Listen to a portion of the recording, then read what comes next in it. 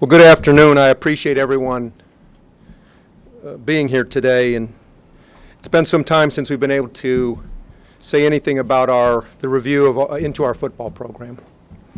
Our hope is that today provides the initial action and first step that will allow the university to turn the page. Earlier this week, I received a preliminary briefing of the football program review. It showed me enough evidence that Tim Beckman needed to be dismissed as the University of Illinois head football coach. As you know, when allegations surfaced about the football program, we took action but reserved judgment. I want to be clear that the health and well-being of students is our top priority, and this decision was based on the health and well-being of our student athletes. The findings do not reflect the culture we are building in Illinois athletics. As I've said before, the review process began immediately after the allegations were made this past May. I contacted the Chancellor's office, and since then, except for when I was interviewed by the external reviewers, I hadn't been briefed on what they were hearing. Earlier this week, when I was briefed, I became aware that they have interviewed more than 90 people and reviewed more than 200,000 documents. The findings the external reviewers shared in the briefing gave me enough information to take action, and I have done that. The timing is obviously very unfortunate, but the information I received in this briefing provided enough evidence to make the decision now rather than waiting to a final report, which would most likely happen over the course of the season. I've also met with the rest of the coaching staff and Coach Bill Cubitt. Coach Cubitt has agreed to serve as the interim coach for the 2015 season. Bill has led a program as a head coach. The players are familiar with him, and he has the experience and respect to guide this team during a tough time. When I met with the players, as you could expect, there was a range of emotions, but I'm confident that our team will rally together and prepare for the upcoming season. The team has a strong leadership core, and I'm confident they will pull together behind this staff. Next week we play our first game, and my hope is that together with our staff and administration and the DIA, we can turn the page and move forward. At this point in time, I'm happy to take any questions that you may have. What was Coach Beckman's reaction when you talked to him? Bob, I think it's a private matter, and I think I'll keep that between Coach Beckman and myself. Mike, have you settled with the Svijanovich family? I'm sorry, Rob? Have you settled with the Svijanovich family? Son of Svijanovich. Have you made any movement toward a settlement? There haven't been any discussions of that type.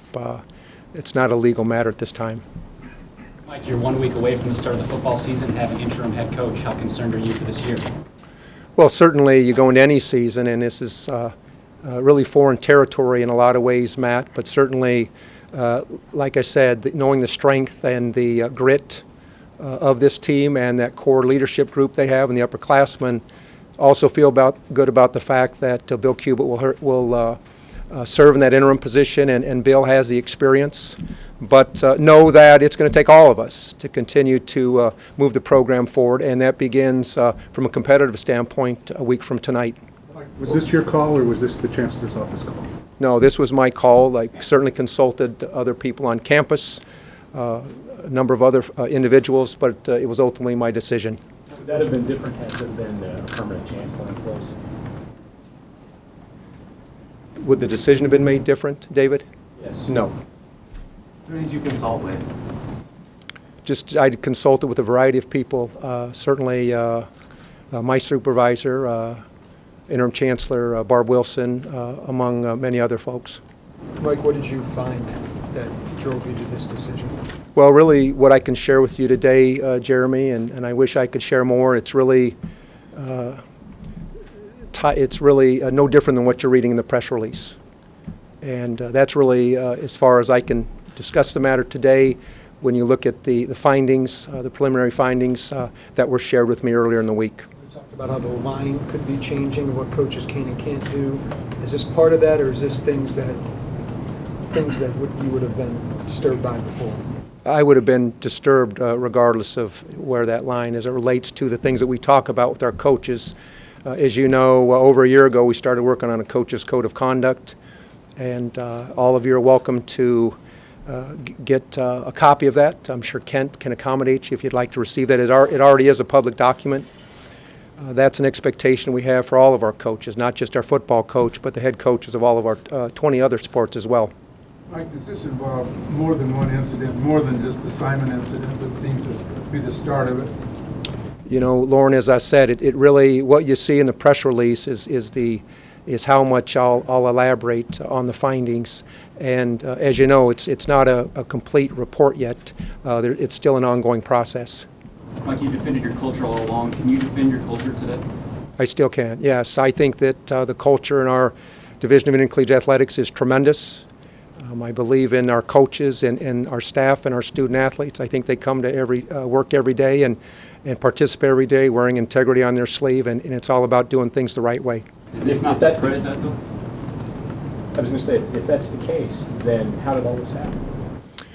Well, I think in any situation, we have 525 student athletes, David. We have 21 sports. We have 300 full-time staff.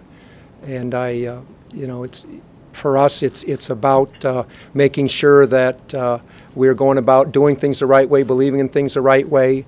And when we find out that there's improvements that need to be made or changes that need to be made, we'll address those in the appropriate fashion. Is anyone else losing their job? Anyone else? At this point in time, there's not any plans to make any staff changes. Like, you have the staff who was here when these things apparently happened, so why do you have confidence in them? Is it just on Tim Beckman, or is... At this point in time, Jeremy, none of the other coaches have been implicated in the review. Are there any actions you need to take, Mike, with the former athletes or any current athletes to address the wrongs that have been committed, particularly any medical issues? Well, at this point in time, I'm not, there's a final report and we have more information, then those are the things that we certainly can look into and address if necessary. Is this one of the hardest situations you've had to deal with in your career at all? Matt, I think that's fair to say, and it's not typical. This is a wonderful place. We have wonderful people. We have wonderful fans, and certainly we are all about doing things the right way, and we'll continue to move in that direction. Will Bill Cubitt be considered for a full-time job? If Bill Cubitt's interested, he'll be considered for the full-time job. I will tell you that moving forward as it relates to a future search process, I mean, my focus is on today and playing a football game next Friday, but I'm not going to be in a situation where I'm addressing potential candidates, and I know that there'll be a lot of talk out there, and from my past searches, I know that a lot more of it's fiction than fact, but we will address the search at the appropriate time. Is it your search to conduct at this point? It is, yes. And that's after talking to the interim chancellor? Yes, that would be my search to conduct. Mike, we've asked you this before, but do you feel threatened with your job security, with the coach you hired that you have to dismiss because of these things? Now, I'm confident in the program that I'm leading. I know that when you're trying to build a program, Jeremy, that, especially in a big vision way, that you're going to have obstacles and adversity along the way. And certainly appreciative of the people that we have working over the DIA, our coaches, our staff, our student athletes, and the hard work and effort they put into making the special place that it is. When did you find out the reviews and the information that came back in the preliminary reports? Matt, it was earlier in the week. What was your reaction when you heard those findings and sat down with Franz and Gretel? I was shocked and angry when I became aware of the preliminary findings, Matt, and certainly that's what led me to making this decision swiftly before the final report became due or was completed. Mike, when do you start the search for a new coach? I think there's a formal process to starting a search, which more than likely you're a few months away from that, Jeremy. But I think you're always paying attention to what's out there. But really, for today, Bill Cubitt's our head football coach, and I'm excited about Bill serving in that role. Bill and I go back many, many years. and I know he's a heck of a football coach, and he's a better person. A question about the staff. You lose a staff member in this transaction. Do you promote someone to fill it, hire someone to fill it? Does Bill's salary change? Well, I'll answer that first question, Mark, which is actually, I guess I should transition that to Bill when he steps up to the podium. I'll let him answer that, but certainly not going to leave him shorthanded as he needs to complete his staff. Bill's salary will change. I can give you that number. Bill's base salary right now is $515,000. We are going to compensate Bill an additional $100,000 a month for the next 4 months, so you can do the math. Mike, following up on Jeremy's question, first of all, has it hindered the process at all, or your job overall, to have so much university administration of people over the last few months? Well, it doesn't hinder, the passion and energy that I come to work with every day. I'm all about the orange and blue. It's an exciting time to be here. Obviously, we're working through some challenges, which people will tell you are opportunities. And when these things happen, you need to take advantage of and say, how can I make this a better place? And that's what's happening here. But certainly, not just for myself, the credit to the growth that we've experienced the last 4 years goes to the staff, the coaches, the student athletes. So I'm excited about the future and know that it's very, very bright. As far as the formal process for hiring another coach, are you allowed, perhaps unlike Phyllis-wise, to have private conversations with people during the season about their future? Does it have to go through FOIA administered channels? Are you asking if I can do things that Private negotiations with people, feel them out for their interests? Sure. Yeah, I think that's those types of things can happen. If that happens, when that happens, Rob, I'm not thinking about that right now. I'm thinking about today. I'm thinking about turning the page. I'm thinking about the young men who I had to tell, 2 hours ago that they no longer have a head football coach. I know they will embrace and be excited about playing for Coach Bill Cubitt and the rest of the staff. But that's my focus in getting ready for a football game next Friday. What was the players' reaction when you told them that? Matt, it was a quiet group, which you'd expect. I think they're digesting it, and it came as a great surprise. But one of the things about that team, and you saw it last year when they won their last 2 football games, I think there's a lot of grit, and I think they have a lot of fortitude, and they're excited to play football next week, and they're going to play for each other. This season is about those young men. Mike, had you heard anything before these allegations came out in the offseason that might lead you to believe that this was something that was possible? Not that rose to this level, not at all. What does it say about? What does it say to you about the Department of Intercollegiate Athletics that nobody seemed to know about this after 3 years? Well, I think it's a large operation, and I think that you have several layers, and everyone needs to be held accountable. And in this situation, like I said earlier, it's an opportunity. Whether we look at the avenues of reporting, why did we not know these things? Why weren't they shared with people? And we are doing those things, with our coaches' code of conduct, with opening up reporting lines to make sure that our student athletes and our coaches are educated and trained to how that works. Bringing in an external consultant, Dan Beebe, to also train our coaches and student athletes to make sure they know what's appropriate, but also when there are issues that we're addressing them in real time. Mike, you mentioned that it's kind of fresh in a couple hours since the players found out about this.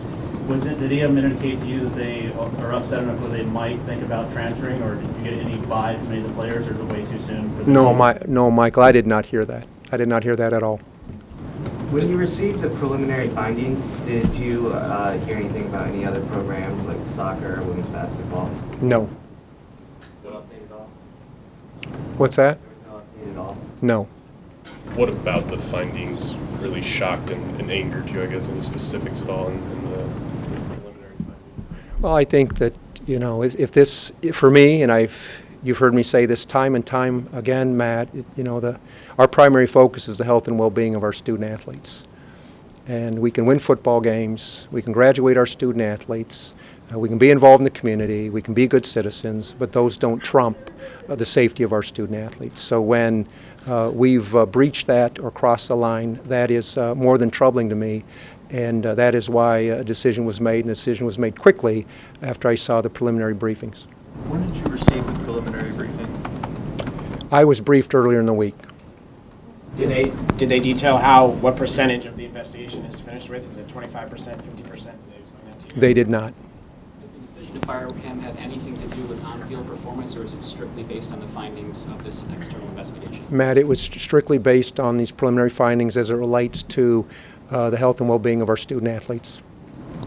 If the team was surprised to hear about this and this you're not aware of this, the Department of Intercollegiate Athletics was not aware of all that had gone on, would you characterize this then as something that happened with a couple of individuals, something that was secretive, and whatever transpired that Coach Beckman did? Well, I guess I should say in the room with the student athletes, it was quiet. I'm assuming that it was of great surprise to them. But to question the scope of what happened here, I can't answer that. I'm not, we'll certainly have a better understanding of that once it's a final report. Mike, I think it's fair to say things haven't gone smoothly for the football program under Tim Beckman. What did you see when you hired him to think that he would be successful? Well, Tim, he had a great, came from a great coaching tree. He'd been around a lot of coaches that have been very successful, who spoke very highly of him. He did some great work at Toledo under some difficult circumstances, the program that he inherited. When you talk to people about his program there and the things that you saw here as it relates to what they did in the classroom, they did great work in the classroom and significant improvements in the academic side and their involvement in the community and what they did as far as citizenship. Those were the kind of positive reports that you were getting when you were looking at Tim Beckman 3 or 4 years ago. We have time for about one more question for Mike, and then we'll bring Bill on board. You speak of these improvements off the field, then does this come as a real shock to you to hear about this? He's making such great improvements in the athletes' lives. What does this mean to you? Well, I don't know if one necessarily means. I don't know if you can tie those together. I don't think you can. And like I said previously, at the end of the day, all those things that we're doing in a very positive way off the field, and if you're showing even any growth, and you have that kind of growth on the field, that's certainly not going to trump, as I said earlier, the health and well-being of our student athletes. Okay. Bill, why don't we have you? Great. Thank you. Thank you, Mike.